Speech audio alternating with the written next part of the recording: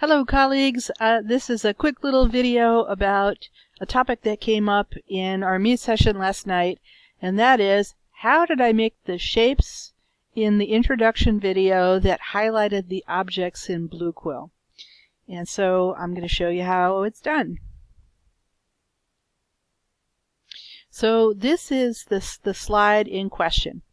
And the first thing I should say is that I started this project to do this introduction video by making a couple of slides in PowerPoint and then using Screencast-O-Matic to record my narration and my face as I was talking my way through those slides. So the first thing I need to show you is how did I create those slides, and there were really two skills involved. One was knowing how to use the clipping tool to capture a portion of a screen and then paste it as a graphic on the slide, and the second is to know how to use shapes to outline things that you want to highlight. So let's do the first part first. So here I am in the course, and I want to capture week 1 so that I can stick it in my PowerPoint slide. And I'm going to use the snipping tool to do that. And you can see down on my taskbar, I actually have my snipping tool pinned to my taskbar because I use it all the time in creating instructional materials. But if you don't know where yours is, you can click on the search icon and type in snip. And as soon as you start type snipping tool, it appears. And then you get the chance to use it. And then you want to do a new snip, so you click new, and then I just draw a box around the thing that I want to capture, and boom, there it is. And I can save it to my desktop if I want, or I can copy it and paste it. In this case, I'm just going to go ahead and copy it and close that out. And so now I've flipped over to my blank PowerPoint slide. And I'm just going to right click and paste the thing that I snipped. There it is. And now to add the box to highlight the thing that I want to talk about. So all I did for that is you go up to Insert and Shapes and grab yourself a rectangle.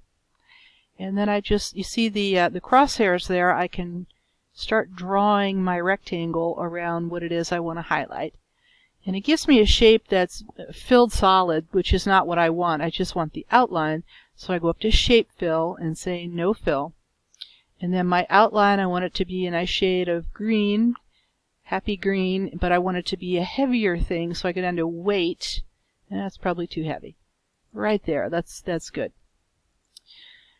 All right, so that's how you get the highlighted shape around it.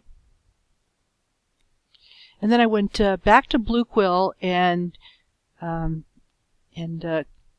clipped the next piece that I wanted to talk about and pasted that in because I wanted the object in Reading and Prep to then kind of have that arrow pointing out the directions for Reading and Prep. So I just did the same thing. I used that same clipping tool and clipped that and pasted it. And now I need a nice arrow that connects one to the other. And so I go back to Insert and Shapes and grab an arrow that's a line with an arrow on one end, and you just start drawing your arrow from where you want it to start. Here's a pro tip: hold down the Shift key because it's hard to get your arrow to be perfectly 90 degrees. If you hit the Shift button, it will be perfect 90 degrees. And then I want it to be shape outline of green, so I pick my green, and I want it to be thicker. And again, go and give it some more weight. It's too much weight. Okay. And it still looks off to me. Hold that Shift button. Okay. I guess it's me who's crooked. Alright, and then you can, of course, you can make the arrow longer or shorter, however you need it to be. And then I think the last thing I did was to put a blue box behind this text so it would kind of pop a little bit.